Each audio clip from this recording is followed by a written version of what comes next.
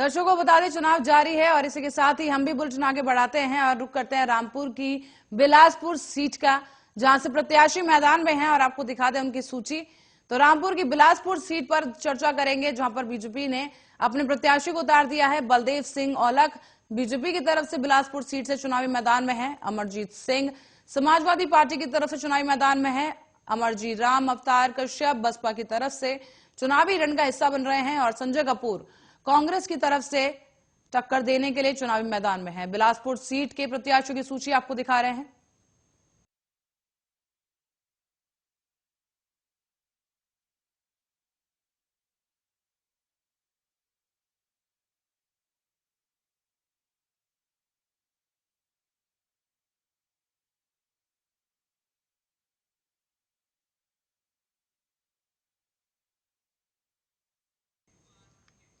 और इसी बीच एक बड़ी खबर आपके सामने हम आपको दिखा रहे हैं, जहां पर यूपी में कितनी % वोटिंग अब तक हुई है दिखा दें आपको कि यूपी में आज दूसरे चरण की वोटिंग जारी है। सुबह 7 बजे से वोटिंग शुरू कर दी गई थी और इस दौरान उत्तर प्रदेश में 9 जिलों में 586 उम्मीदवार चुनावी मैदान में हैं, जिनके भाग्य का फैसला मतदाता करेंगे। वोटिंग कई घंटे बीत चुके हैं वोटिंग के और 7 बजे से वोटिंग हो गई थी। अब हम आपको आंकड़े दिखाएंगे कि बिजनौर में अब तक 9.2% मतदान सुबह 9 बजे तक हुआ है। 7 बजे से वोटिंग शुरू हो गई थी। सहारनपुर में 9 बजे तक 10% मतदान हुआ। इसी के साथ ही आपको बता दें कि उत्तर प्रदेश में वोटिंग की जा रही है। इस दौरान प्रियंका बोली कि मुद्दों के लिए वोट डालिए। आपको बता दें, लगातार जो प्रत्याशी हैं और जो पार्टियां हैं वो ट्वीट करके लोगों से मतदान करने की अपील कर रही हैं। इसी बीच प्रियंका गांधी वाड्रा की तरफ से भी एक ट्वीट अभी हाल ही में सामने आया, जहां उन्होंने लोगों से मतदान करने की अपील की। 9 जिलों के करीब 586 उम्मीदवार 9 जिलों की सीटों पर इस बार अपना मत पेश कर रहे हैं। वोटिंग के कई घंटे बीत चुके हैं और इस दौरान क्या कुछ वोटिंग प्रतिशत आपको दिखाते हैं। बिजनौर में 9.2% वोटिंग हुई। बरेली में 8.1% मतदान 9 बजे तक हुआ। सहारनपुर में सुबह 9 बजे तक 10% मतदान हुआ है। और इसी बीच एक ट्वीट भी सामने आया, जब प्रियंका गांधी वाड्रा ने कहा कि मुद्दों के लिए वोट डालिए। मुद्दों पर ध्यान केंद्रित करने की कोशिश प्रियंका गांधी की तरफ से की गई। यूपी में आज दूसरे चरण की वोटिंग की जा रही है। मतदान जारी है और अब तक के जो आंकड़े आपको दिखा रहे हैं, 9 जिलों में चुनाव चल रहे हैं, जहां पर 586 उम्मीदवार चुनावी मैदान में हैं। सुबह 9 बजे तक की वोटिंग प्रतिशत हम आपको दिखा रहे हैं इस वक्त आर्या न्यूज के जरिए, जहां पर आपको बताते चलें कि बिजनौर में 9.2% मतदान हुआ है सुबह 9 बजे तक। बरेली में 8.1% मतदान सुबह 9 बजे तक हुआ, जबकि सहारनपुर में 9 बजे तक 10% मतदान हुआ है।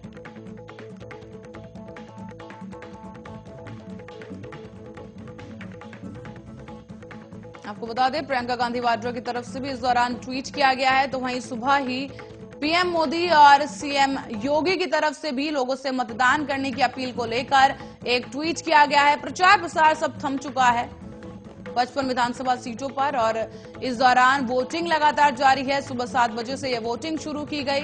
दूसरे चरण का मतदान उत्तर प्रदेश में कुल 7 चरणों में मतदान होगा इस बार और दूसरे चरण का मतदान जो है इस वक्त किया जा रहा है, जहां पर बिजनौर का वोटिंग प्रतिशत हम आपको दिखा रहे हैं 9.2% तक वोटिंग हो चुकी है। सहारनपुर में 9 बजे तक 10% मतदान हुआ है।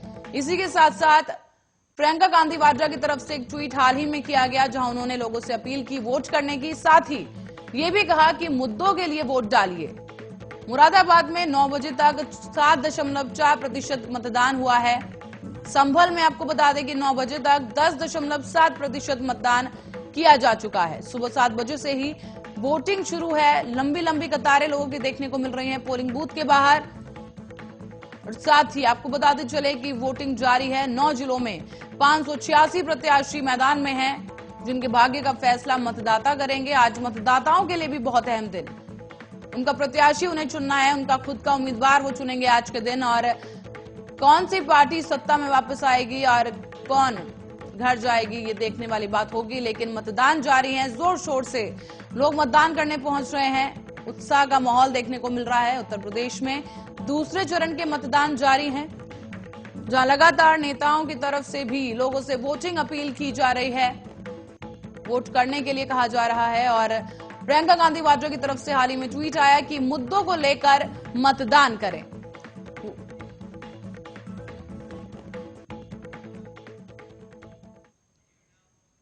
बुलेटिन को आगे बढ़ाएंगे, रुक करेंगे रामपुर की चमरौवा सीट की तरफ। कौन से प्रत्याशी रामपुर की चमरौवा सीट से चुनावी मैदान में हैं, आपको दिखाते हैं ग्राफिक्स के जरिए।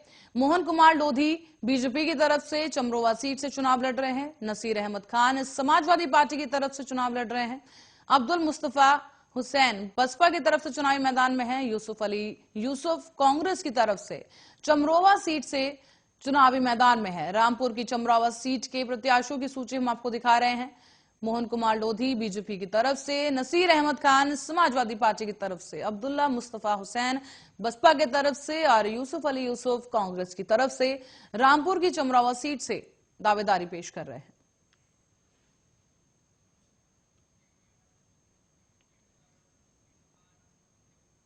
तो वहीं रुक करेंगे अगली सीट की ओर। रामपुर की ही एक और सीट, स्वाट सीट।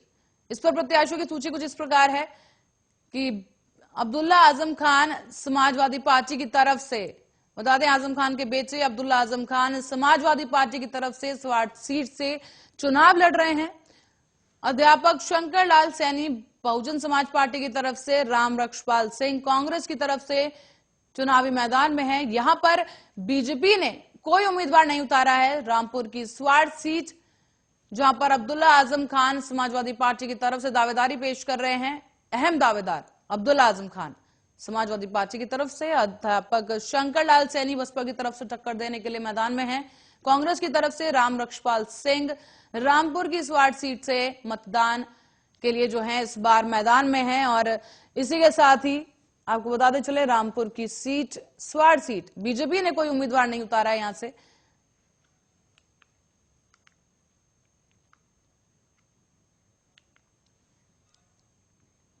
रामपुर के बाद अब रुक करेंगे अमरोहा की ओर। अमरोहा की एक सीट पर यहां पर चर्चा करेंगे, हसनपुर सीट। अमरोहा की हसनपुर सीट से उम्मीदवार कुछ इस प्रकार है। महेंद्र सिंह खड़गवंशी बीजेपी की तरफ से चुनावी मैदान में है। मुखिया गुज्जर समाजवादी पार्टी की तरफ से मैदान में है। फिरेराम उर्फ फिरे सिंह गुज्जर बसपा की तरफ से चुनावी रण में है। असीम हुसैन साबरी कांग्रेस की तरफ से चुनावी मैदान में है। हसनपुर सीट अमरोहा की, जहां से प्रत्याशियों की सूची हम आपको दिखा रहे हैं आपकी स्क्रीन पर। महेंद्र सिंह खड़गवंशी बीजेपी की तरफ से हसनपुर सीट से दावेदारी पेश कर रहे हैं। मुखिया गुज्जर समाजवादी पार्टी की तरफ से दावेदारी पेश कर रहे हैं। फिरेराम उर्फ फिरे सिंह गुज्जर बसपा की तरफ से चुनावी मैदान में है अमरोहा की हसनपुर सीट से। असीम हुसैन साबरी कांग्रेस की तरफ से हसनपुर सीट से चुनावी मैदान में। और अमरोहा की एक और सीट की ओर बात करेंगे, नौगावा सादात सीट, जहां से चुनावी मैदान में बीजेपी की तरफ से देवेंद्र नागपाल हैं। समरपाल सिंह समाजवादी पार्टी की तरफ से चुनावी मैदान में है। सादाब खां उर्फ टाटा बसपा की तरफ से चुनावी मैदान में है। श्रीमती रेखा सुखराज रानी कांग्रेस की तरफ से चुनावी मैदान में है। नौगावा सादात सीट की बात कर रहे हैं यहां पर हम। अमरोहा की सीट जहां से प्रत्याशियों की सूची आपकी स्क्रीन पर। देवेंद्र नागपाल बीजेपी ने इस बार चुनावी मैदान में उतारे हैं नौगावा सादात सीट से। रामपाल सिंह समरपाल सिंह समाजवादी पार्टी की तरफ से, सादाब खां उर्फ टाटा बसपा की तरफ से, श्रीमती रेखा सुखराज रानी कांग्रेस की तरफ से चुनावी मैदान में है।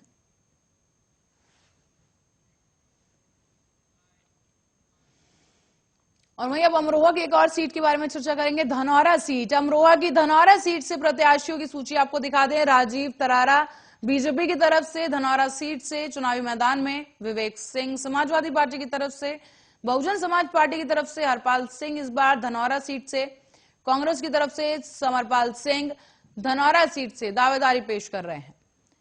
अमरोहा की सीट आपको दिखा रहे हैं, जहां पर अमरोहा की धनौरा सीट से बीजेपी से राजीव तरारा चुनावी मैदान में। विवेक सिंह दावा पेश कर रहे हैं समाजवादी पार्टी की तरफ से। हरपाल सिंह बसपा की तरफ से, समरपाल सिंह कांग्रेस की तरफ से अमरोहा की धनौरा सीट से दावेदारी पेश कर रहे हैं। तो वहीं अमरोहा की मेन सीट पर प्रत्याशियों की सूची भी आपको दिखा देंगे। दावेदारों की सूची में शामिल हैं बीजेपी पार्टी की तरफ से राम सिंह सैनी अमरोहा सीट से, और महबूब अली समाजवादी पार्टी की तरफ से अमरोहा सीट से चुनाव लड़ रहे हैं। साथ ही मोहम्मद नावेद अयाज बहुजन समाज पार्टी की तरफ से चुनावी मैदान में हैं। सलीम खान कांग्रेस पार्टी की तरफ से अमरोहा सीट से चुनावी मैदान में हैं।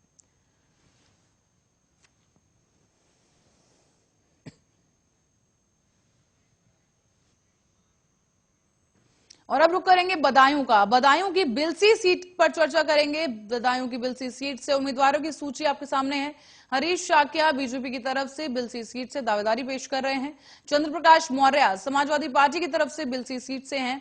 श्रीमती ममता शाक्या बसपा की तरफ से, अंकित चौहान कांग्रेस की तरफ से बिलसी सीट से दावेदारी पेश कर रहे हैं। बदायूं की सीट बिलसी सीट है, जहां पर बिलसी विधानसभा सीट से हरीश शाक्या बीजेपी की तरफ से चुनावी मैदान में हैं। चंद्र प्रकाश मौर्य समाजवादी पार्टी की तरफ से दावेदारी पेश कर रहे हैं।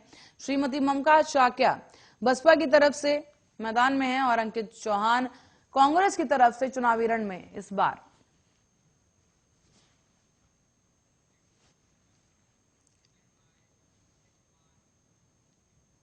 और अब रुक करेंगे बदायूं की सहसवा सीट पर। सहसवा सीट से चुनावी मैदान में कौन से प्रत्याशी हैं आपकी स्क्रीन पर हैं। डीके भारद्वाज बीजेपी की तरफ से सहसवा सीट से चुनाव लड़ रहे हैं। ब्रजेश यादव समाजवादी पार्टी की तरफ से चुनाव लड़ रहे हैं, जबकि हाजी विंचन मुसर्रत बसपा की तरफ से चुनावी मैदान में हैं और राजवीर सिंह यादव कांग्रेस पार्टी की तरफ से चुनावी रण में उतारे गए हैं। सहसवा सीट बदायूं की डीके भारद्वाज बीजेपी की तरफ से चुनावी मैदान में हैं। ब्रजेश यादव समाजवादी पार्टी की तरफ से, हाजी विंचन मुसर्रत बसपा की तरफ से और राजवीर सिंह यादव कांग्रेस की तरफ से सहसवा सीट से चुनाव लड़ रहे हैं, दावेदारी पेश कर रहे हैं। आपको बता दें दूसरे चरण के मतदान किए जा रहे हैं। 55 विधानसभा सीटें हैं, जहां से 536 प्रत्याशी चुनावी रण में हैं और इसी दौरान बदायूं की सहसवा सीट से प्रत्याशियों की सूची आपकी स्क्रीन पर आरए न्यूज के जरिए आपको दिखा रहे हैं। और बदायूं की बिसौली सीट से चुनावी प्रत्याशियों की सूची आपको दिखा दें। बदायूं की बिसौली सीट से कुशाग्र सागर बीजेपी की तरफ से चुनावी मैदान में हैं। बिसौली सीट से आशुतोष मौर्य समाजवादी पार्टी की तरफ से बिसौली सीट से चुनाव लड़ रहे हैं। जयपाल सिंह बहुजन समाज पार्टी की तरफ से और प्रज्ञा यशोदा कांग्रेस की तरफ से चुनावी मैदान में हैं। बदायूं की बिसौली सीट पर प्रत्याशियों की सूची कुछ इस प्रकार है आपकी स्क्रीन पर। कुशाग्र सागर बीजेपी की तरफ से चुनावी रण में हैं। आशुतोष मौर्य समाजवादी पार्टी की तरफ से, जयपाल सिंह बहुजन समाज पार्टी की तरफ से, प्रज्ञा यशोदा कांग्रेस की तरफ से बिसौली सीट से चुनाव लड़ रही हैं।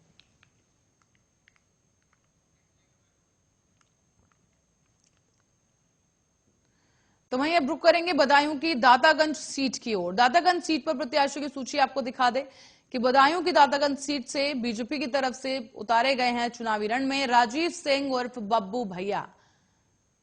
अर्जुन सिंह समाजवादी पार्टी की तरफ से दातागंज सीट से चुनाव लड़ रहे हैं। रुचिता गुप्ता बसपा की तरफ से चुनाव लड़ रही हैं। अतीक खान जख्मी कांग्रेस की तरफ से दातागंज सीट से दावेदारी पेश करने के लिए चुनावी मैदान में हैं। राजीव सिंह उर्फ बब्बू भैया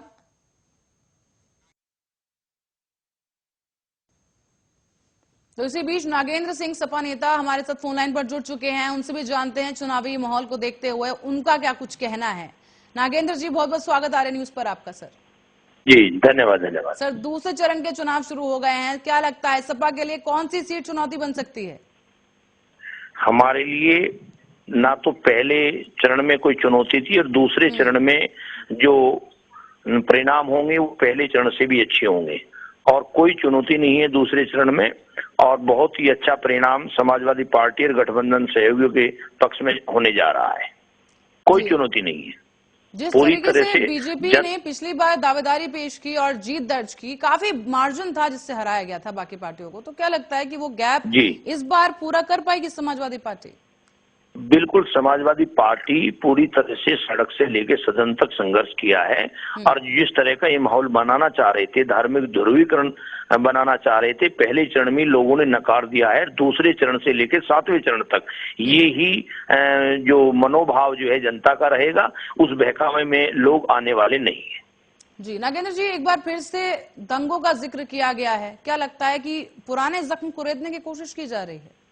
बिल्कुल, बार बार मैं स्पष्ट रूप से ये कहना चाहूंगा कि भारतीय जनता पार्टी के लोगों की जो शब्दावली है, बड़े नेताओं की, छोटे कार्यकर्ताओं की, ठीक जो 17 से पहले इन लोगों ने एक माहौल बनाया था धार्मिक ध्रुवीकरण का, ठीक उसी पैटर्न पे ये लोग आ रहे हैं। लेकिन इस चुनाव में लोग महंगाई को लेकर, बेरोजगारी को लेकर, किसान की बेचैनी को लेकर, इन तमाम मुद्दों को लेकर मत डालने जा रहे हैं और एक विकासवादी और एक बड़ी सोच और एक गतिशील जो प्रदेश का स्वरूप होना चाहिए था, उसके लिए समाजवादी पार्टी के राष्ट्रीय अध्यक्ष के नेतृत्व में सरकार बनाने का मन बना चुके हैं। जी नागेंद्र जी, अगर बात मैनिफेस्टो की जाए कि जनता के लिए क्या कुछ पिटारे में है, तो लगभग जो मैनिफेस्टो जारी किए गए हैं काफी सिमिलैरिटीज देखने को मिली हैं।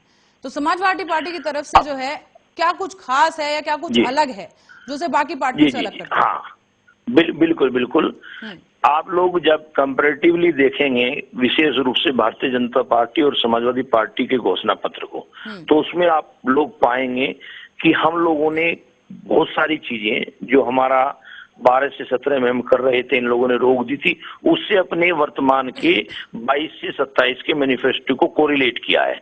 जबकि भारतीय जनता पार्टी के जो संकल्प पत्र है उसमें सारी बातें नहीं है, क्योंकि इनको मूल रूप से हम एक विकास की सतत प्रक्रिया का एक माध्यम बनाकर उत्तर प्रदेश को विकास की ओर ले जाना चाहते हैं। ये हर बार नया शगुफा छोड़ते हैं, तो इनके में हम में ये अंतर है। हम वो चीज पहले से करते आ रहे हैं, ठीक है, तो हमने वहीं से कोरिलेट किया है।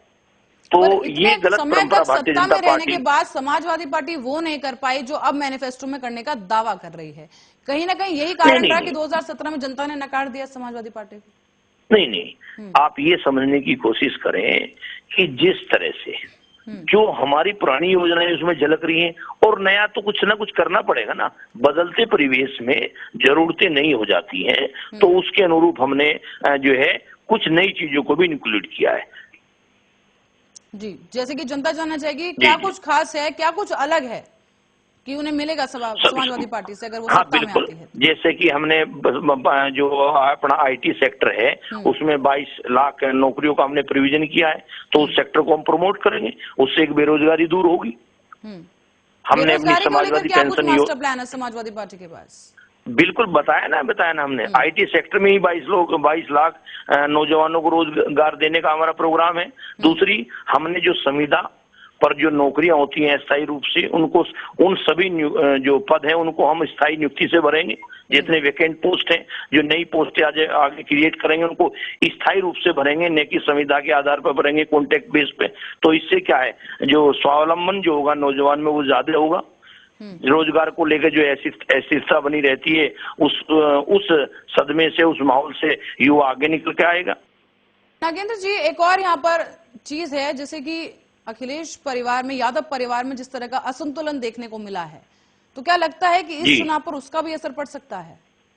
नहीं, कोई असंतुलन नहीं है। ये सब एक अननेसेसरी एक इस तरह का माहौल सा कुछ लोग क्रिएट कर देते हैं। कोई असंतुलन नहीं है। पार्टी और सभी लोग जो है एकता के साथ में और बिल्कुल पूरी अपनी सामर्थ्य के साथ में जनता के मुद्दों को उठा रहे हैं और जनता से अपील कर रहे हैं, और हम उम्मीद करते हैं कि जनता हमारी इस अपील को, हमारे इस निवेदन को स्वीकार करेगी। मतलब जिस तरह से अपर्णा यादव गई बीजेपी में, और भी लोग गए हैं जो काफी खास माने जाते थे, एसपी सिंह, अखिलेश के सामने उतारे गए हैं। ये अपने निजी, देखो, इससे पार्टी पे कोई प्रभाव नहीं पड़ेगा। ये अपने निजी फैसले हैं उनके, पार्टी से कोई प्रभाव नहीं पड़ेगा। पर वो तो कह रहे हैं कि हम बीजेपी को इसलिए पसंद कर रहे हैं कि उसमें ज्यादा अच्छे वादे हैं और ज्यादा बेहतरीन काम किया गया। वो अपना नेगेटिव प्रचार हो रहा है समाजवादी पार्टी का। नहीं, वो उनका अपना निजी विचार है। उनकी उससे पहले भी ठीक है, वो चुनाव जरूर लड़ी थी, लेकिन वही सक्रिय राजनीतिक रूप से या पार्टी में कोई बहुत बड़ी भूमिका तो थी नहीं। ठीक है, ये उनका अपना निजी निर्णय है, इसका पार्टी पे कोई प्रभाव नहीं पड़ेगा। चलिए, बहुत बहुत धन्यवाद आपका नागेंद्र जी हमारे साथ जुड़ने के लिए। ठीक, थैंक यू, धन्यवाद। जनता को बता दें कि यूपी में 55 विधानसभा सीटों पर चुनाव जारी है, जहां पर मतदान के लिए पोलिंग बूथ के बाहर लोग भारी संख्या में पहुंच रहे हैं और मतदान कर रहे हैं। इसी के साथ ही आगे बढ़ेंगे। बदायूं सीट पर हम चर्चा कर रहे थे, बदायूं की एक और सीट की ओर आपको ले चलेंगे, जहां पर शेखोपुर से कौन सी दावेदारी पेश की जा रही है, कौन सी पार्टी की तरफ से, आपको दिखा दें। धर्मेंद्र शाक्या बीजेपी की तरफ से शेखोपुर से चुनावी मैदान में है। हिमांशु यादव समाजवादी पार्टी की तरफ से चुनावी मैदान में है और मुस्लिम खां बसपा की तरफ से चुनावी मैदान में इस बार दावेदारी पेश कर रहे हैं शेखुपुर सीट से। श्रीमती फरहा नईम कांग्रेस की तरफ से शेखुपुर सीट से चुनावी रण में है। बदायूं की शेखुपुर सीट प्रत्याशियों की सूची आपके सामने आपकी स्क्रीन पर है। चारों पार्टी ने उम्मीदवार यहां पर पेश किए हुए हैं और धर्मेंद्र शाक्या बीजेपी ने इस बार चुनावी रण में उतारे हैं शेखुपुर सीट से। हिमांशु यादव समाजवादी पार्टी, मुस्लिम खां बसपा पार्टी और श्रीमती फरहा नईम कांग्रेस पार्टी की तरफ से बदायूं शेखुपुर सीट से चुनावी मैदान में है।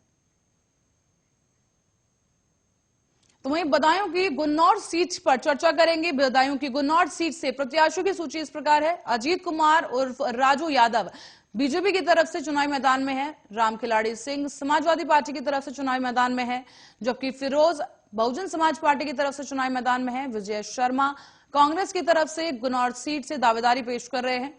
भारतीय जनता पार्टी की तरफ से अजीत कुमार उर्फ राजू यादव गुन्नौर सीट से चुनावी मैदान में है। बदायूं की विधानसभा सीट गुन्नौर, प्रत्याशियों की सूची आपके सामने है।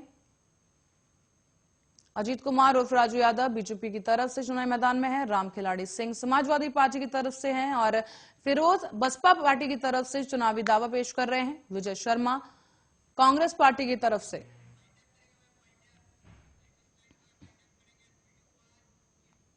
और इसी के साथ हमने आपको सूचियां दिखाई 55 विधानसभा सीटों की, जहां पर प्रत्याशी अपनी दावेदारी पेश कर रहे हैं। चुनावी माहौल जारी है और मतदान भी किए जा रहे हैं। बने रहे आप हमारे साथ चुनावी अपडेट के लिए, लगातार हाजिर होंगे आपके साथ। फिलहाल के लिए अभी के लिए इतना ही। देश दुनिया की तमाम खबरों के लिए